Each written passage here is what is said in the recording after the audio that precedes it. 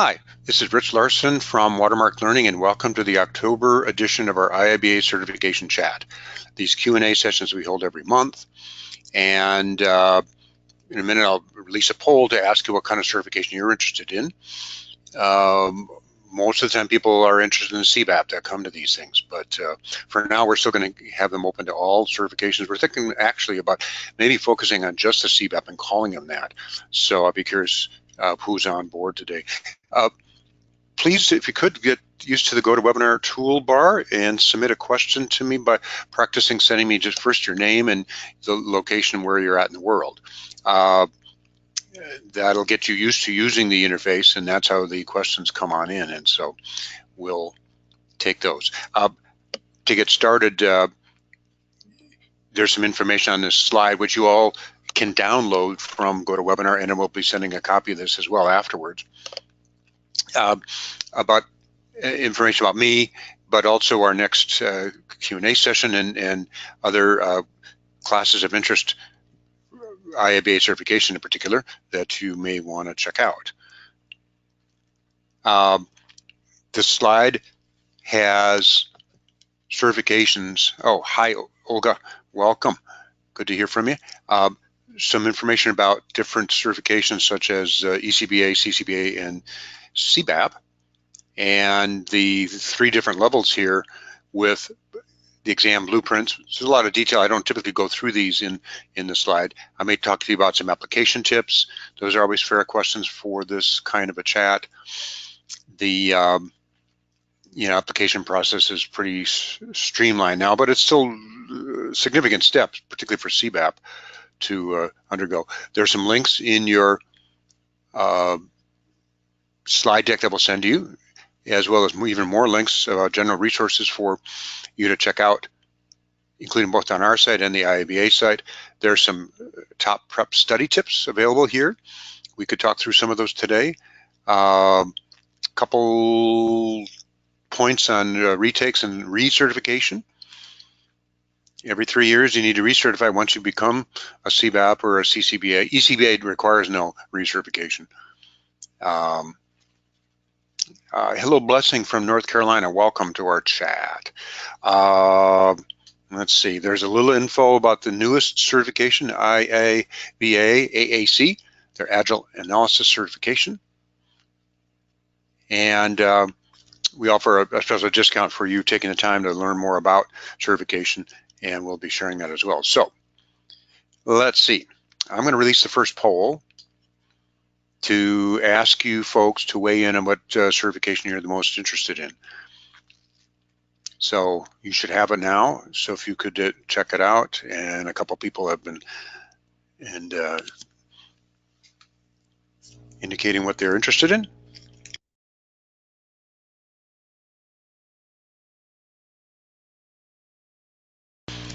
We're getting most interest in CBAP with a secondary interest in IIBA-AAC. So 100% of you have voted, so I'm going to close that poll and share it just so you guys can see the results. So we'll focus in on those 2 things, primarily CBAP in this. But feel free to submit your questions about that. I see Sharon is checking in from Lansing, Michigan. Hello, you got interest in both the CBAP and the Agile Analyst. That's cool. We could certainly talk about both of those today. So, you ready? Submit your questions in. Shoot them on in, because I will answer them in the order that I receive them. Let me see. Fabrice from London, Ontario. Excellent. Considering the CBAP exam doesn't have questions about techniques, that's not true. In which extent do I need to study the techniques in the BABAC? Fabrice or Fabrice, I'm not sure how to pronounce your name, but that is a fallacy. I'm not sure where you heard that. There are questions that involve techniques. In fact, the feedback we've gotten from successful candidates is that there are several questions that involve techniques. Now, there may not be a question that says pretty straightforwardly, given this situation, which technique would you choose? Although there might be. That would be a sensible question to include. I'm trying to think of a more basic question that's just more mechanical. So there may not be anything super simple about them. They may be embedded in scenarios and case studies, mind you, but you do need to study them. Now, there are 50 techniques in the BABAC. You don't need to know them all. However, I would urge you to read through every single one of them. I always encourage people to read the BABAC at least once. You really need to read through it. And yeah, you could skim parts of it because not all of the things are necessarily going to be consequential to you. However, I would still be familiar with them all. And take a look at the appendix of the BABAC because it cross-references the tasks that the techniques are referenced in, which means that they kind of give you a clue as to the, you know, the multitude of times that's referenced, which means it's kind of their indication of importance. So I would do that as a first cut. Read through all the techniques, check out the appendix, and then if you subscribe to our online study exam, we have a facility that lets you just do drills based on techniques if you wish. So you can just really focus in on those to help your study. Blessing, hello. I have all the materials from Watermark. Thank you. Appreciate that. In the IIBA guide, do I need to study both or focusing on Watermark materials and questions, etc., be sufficient? Well, as I just mentioned, I do encourage people to read the BABAC, or at least when I say skim it, I don't mean read it in 30 minutes. I mean, you know, read through it, be familiar with the BABAC, because that's what you're going to be tested on. You're going to get different kinds of questions. And our materials are designed to help you understand, first of all, the BABAC. So our study guide is meant to be a companion. And you could either read a section in the BABAC and then read a section in our book to help you understand it, or go all the way through the BABAC and then just focus in on ours. Both of those are good approaches. Secondarily, our online study exam has 3 different levels: warm-ups, drills, and simulations. The warm-up to kind of get you familiar with the test in case you haven't taken one for a while. The drills let you focus in on one area at a time. So let's say you're reading through the BABAC, you read our study guide approach, then you could do some drills based on that knowledge area. And that's a great way to really try to help you absorb it. And then after you've read through the entire BABAC, then it's time for simulations. That's where we put a lot of scenarios and case studies to mimic the real exam. The drills are really there to help you understand and absorb the BABAC. The simulations are designed to mirror the test. Some people call it a mock test, mock exam, etc. And they're still designed, though, to help you absorb and understand the BABAC, but they're meant to show you the questions in the way that you're going to get from IIBA. So that's always my suggested approach. Hopefully that makes sense, Blessing. And so shoot me back a follow-up if that doesn't make sense or if you have other questions. Okay. Hello, Olga. Our practice exam versus a real exam. Is the real exam more difficult? Well, we've gotten both feedback. Just this week, we got feedback from somebody who took the CBAP exam and said our questions are harder than what they experience on the real exam.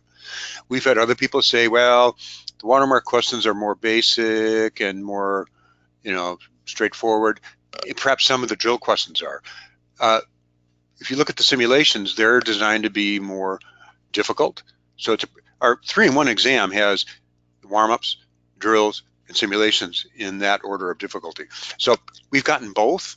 And if you bear in mind that our questions are not really primarily designed to show you what's on the real exam. First of all, we don't know what's on the real exam, and any vendor that tells you we're going to give you questions that are just like the real exam is giving you a little bit of false hope. In fact, if you knew the questions and tried to put them into your exam bank, that would violate the IIBA Code of Conduct, and that would be a breach of huge proportions. So we don't say our questions are just like the real exam. They're designed to give you the tone and the tenor of the real exam. And also our simulations give you the same percentage of questions from each of the knowledge areas, just like the real exam.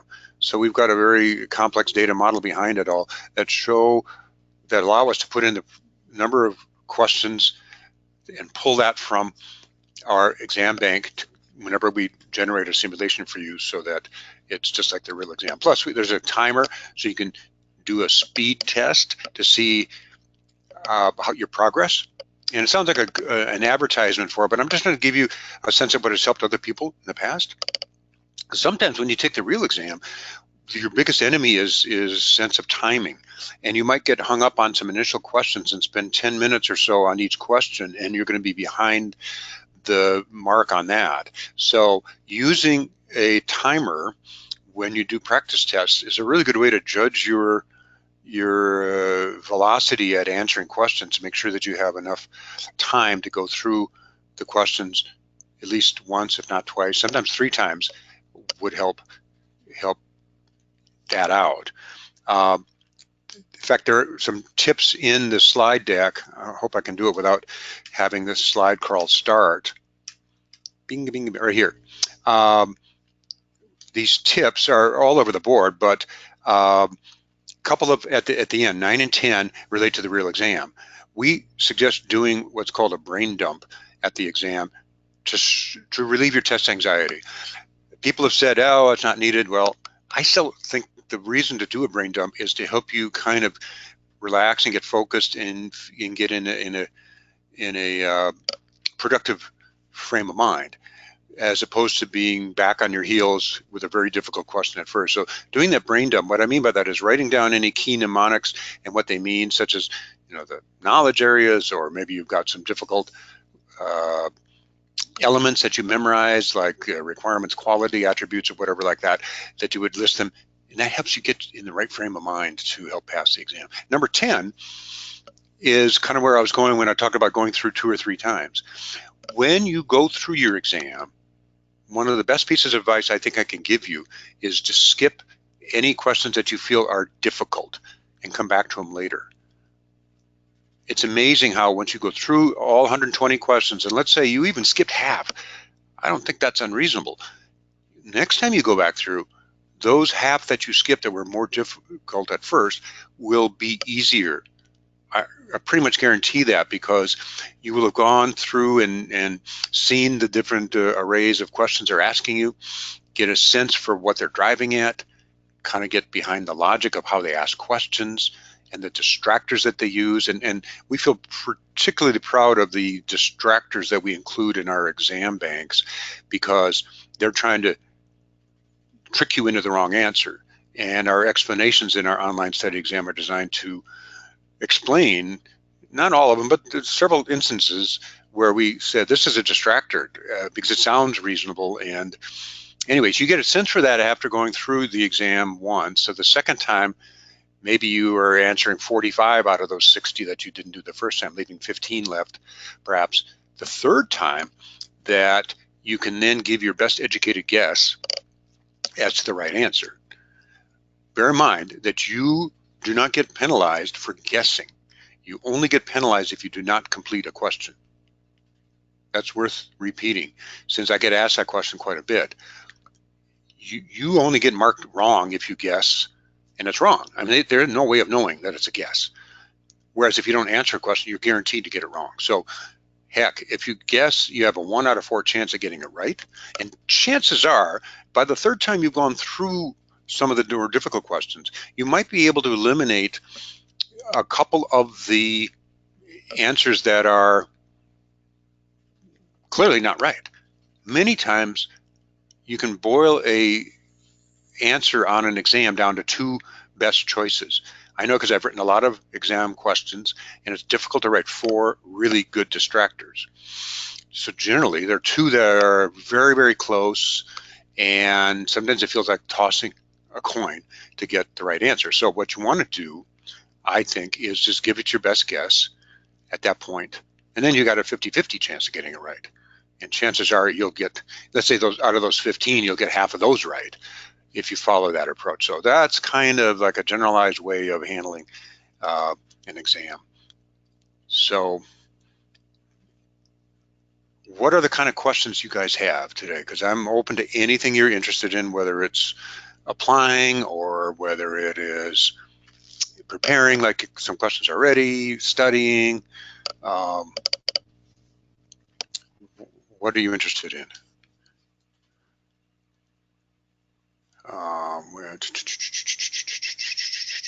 Here we go.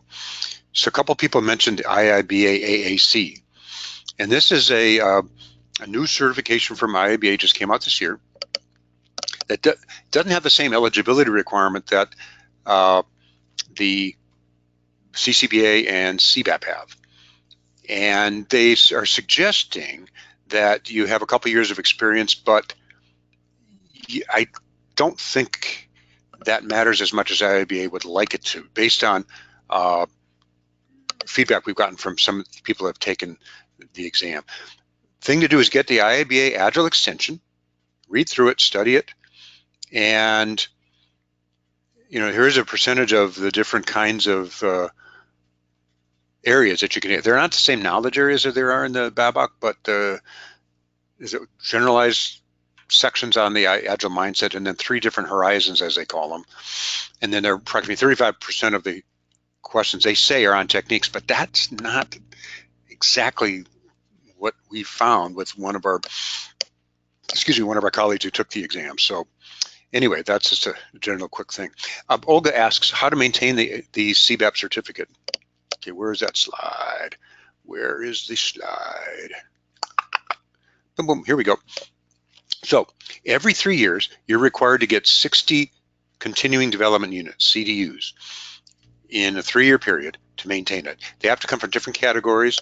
You can't all just take a course for 60 hours and have that count. They need to be divided up into different categories, roughly your industry experience as a BA, professional development, so courses, conferences, IIBA chapter meetings would count, and giving back to the community, so to speak. If you do any presentations at a meeting or write any articles and so forth, that gets you CDUs. But also things like reading books on business analysis will count. So there's a wide variety of things, and there's a handbook that's available to help you do that. So there's a small fee that you pay every 3 years, very minimal. And IIBA will give you an email. I just got mine this week saying your certification is due in 6 months. So they give you a lot of warning now to catch up on those last minute CDUs that you might need to get qualified. Otherwise, a lot of people, I guess, at the last minute. In fact, my last call last month, somebody said her certification was in a suspended status while she was trying to rectify her shortage of CDUs. So you don't want that to happen to you. So when you get that email from IIBA, start looking over your CDUs. And our website, by the way, has a worksheet to help you organize your hours, or you can develop your own. It's a pretty straightforward kind of thing that we have, but it's something that gets you started if you want it. And that's the biggest thing, is making sure you record those activities as you do them. I know from personal experience, if I didn't do that, I wouldn't remember a lot of the CDU things I've done, and then you will have to scramble. So the biggest thing is keeping track of them over time. And so, usually a week or so after a conference, unless they're automatically submitted, I'll record my hours into that spreadsheet just so I don't forget about that. Okay, Blessing, got another question. The drill question that accompanies each chapter in the Watermark exam, I'm yet to look in the book.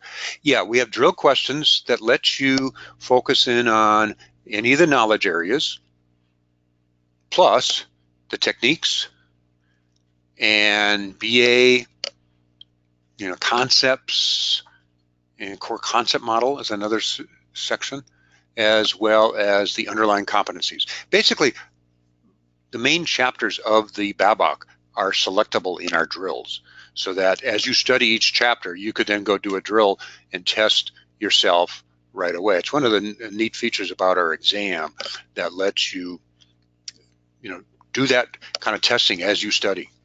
And so it's a really a great way, I think, to help you absorb the BABAC to do that. Likewise, as you read a chapter in our study guide, you could then jump over to the tool and do your practice tests. When you buy our study guide, it comes with a 5-day trial subscription that lets you test it out before you commit money to actually subscribing for the full thing. So it gives you a great chance of test driving it first. So those of you that are interested in IIBA-AAC, I'm curious, just a little bit of what's motivating you. because we're seeing increased interest. And we have a class called Agile Business Analysis that also is a great preparation for the AAC exam. So, hey, thank you, Blessing. So I'm just curious, your interest, your motivation, your desire to get that certification. If you want to share that, it's fine. If you don't, that's fine too. Because it is so new, and we've had a smattering of interest from people. Probably what we would expect, and certainly less than we would hope for. Probably less than IIBA had hoped for too. But anything new takes some time to build up as far as people's interest. I'm going to release another poll. But where are you at in your certification process? So while you're thinking about answers to some of my questions, take a look at this poll. How far along are you in your certification journey?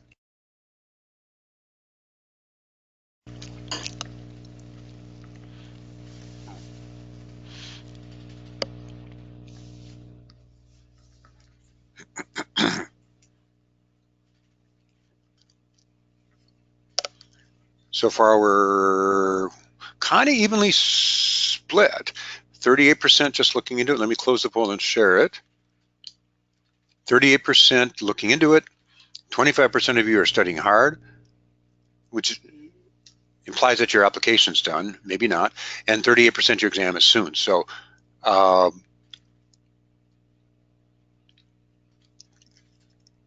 it's a big spread. So any questions that you guys have about that? So Etune, hello. You've got a question. How similar are the Watermark exams to the actual exam, as I'm relying almost exclusively on it, as well as the BABAC guide? Again, our online exam is similar in tenor and tone to the real exam in terms of we have a mix of case studies, scenarios, and knowledge-based questions. Now, the proportion of those is a little bit different than IIBA's actual exam because frankly, it's very difficult to write extensive case studies. I know IIBA had trouble with that. They shared some of their difficulties, and some of their sample questions shows sort of the the result of that. But anyway, I won't go into that too much. If you've seen their sample questions, you can see that. And so we tend to, if we err at all, it's on the side of helping you prepare. So when you see our exam, our simulation is what I'm particularly talking about at Tune and everybody else. You'll see case studies, you'll see these scenarios, which are shorter case studies that have 2 or 3 questions on them related back to a scenario. The case studies have, 500 to 700 words of text. More complicated. Some have diagrams so that you have to answer 3 to 5 questions based on that case. And we have those questions to give you the sense of it. But everything revolves around testing about the BABAC. And so not really knowing or wanting to know the exact questions, because again, as I said, that would be a violation of our code of conduct. What we try to do is construct things to test you on your knowledge of the BA body of knowledge, because that's what the real exam is going to do too. So I think people successfully pass by relying on our online exam plus the BABAC, but I think it depends on your ability to learn information and apply it. People who can do that tend to be more independent studiers who tend to rely on their own reading and research and facts and analysis in order to succeed. People that rely on maybe bouncing ideas off of others and discussing concepts or having a live discussion. People who like classes, for instance, don't do as well with that scenario, and they may not be able to succeed. So I think you need to look at your own, study patterns in order to know whether that approach is going to succeed for you. Sharon asks, hello Sharon, is it something that sets the IIBA CBAP apart from the PMI business analyst certification? Well, I think a couple things that set that CBAP from PBA is the application process. So you have the different knowledge areas that you have had to have had business analysis experience in, plus the 2 references to attest to your abilities as a BA. That sets things apart. The body of knowledge in the BABAC is the basis, and I would have to say right now it's a more mature basis than the PBA. PBA relies on an older exam content outline. Back in 2014, I believe, is when they did it. So it's a little bit older and less complete than their current body of knowledge that they released last November. They will have to do an update again, maybe next year. I'm just guessing at that, but they just updated their exam questions in June to add more questions that really are reflective of a more agile mindset. So they've added more questions to their bank for that. They didn't change the exam content outline, but they will have to do that. They've even said they will. Again, that will change sometime. I also think the CBAP versus PBA is an interesting discussion. If you're asking me about that, I'd say right now, the CBAP is better for people who are full-time business analysts, or you do, I mean, if that's not your title, if you do primarily business analysis work. If you mix in other disciplines, primarily managing projects, or maybe you are doing, I don't know, maybe you're a part-time product owner or something else. I'm just guessing, but some other disciplines, the PBA may be something better for you. Plus, you also have to look at, does your organization support either IIBA or PMI or both? A lot of people work at companies that are big proponents of PMI, in which case then the PBA might be the better choice, because I think those organization realities have a difference, because it'll be more recognized certification. If people have never heard of IIBA and the CBAP at your organization, it may be a tougher road to hoe. It depends on your long-term plans at your company, I guess, right? Olga's asking another question. What is the passing score for a real exam? The real exam likely is going to require you to get 70% on it. I say likely because they've not really announced, to my knowledge, what the exact passing score, or some call it a cut score. But that seems like a reasonable number. So what we advise people when you're taking our practice exams is to strive to get 80% or more. You don't really need to get 100%, because to do that, you've probably need to take the exam so much that you're probably memorizing our questions. What I suggest is shoot for 80%, roughly on average, across the different knowledge areas to feel like you're ready to take the real exam. I've not heard any contradictory evidence of that, so I'm going to assume my advice is good. Nobody's told me, Rich, that was not good. Although once in a while you hear people tell us, hey, I got 80% on your exams and it didn't work. So I guess maybe that is contradictory. So let me take that back. But I hear very little of that. What I also think you have to do is you have to understand the BABOK. Getting 80% on our exams is not really the end. It's a means to an end. The end itself is really understanding, feel confident that you know what's in the BABOK. If you just over rely on our online bank, it's not going to serve you well. It's a tool to help you really understand and absorb the BABOK. And so I'm glad you guys are on the call today, because it gives me a chance to reiterate that with you. I wouldn't want to be without it, but it's not like it's the thing that's going to ensure that you pass. Really what's going to make you pass is understanding that well enough, knowing how to answer multiple choice complex questions, and our tool will help you with that. Feeling relaxed and confident, meaning that you studied enough so that you feel you can go past the exam. And by the way, we've published a couple of research reports that say people spend an average about 100 hours of study to help them feel confident enough to pass the CBAP.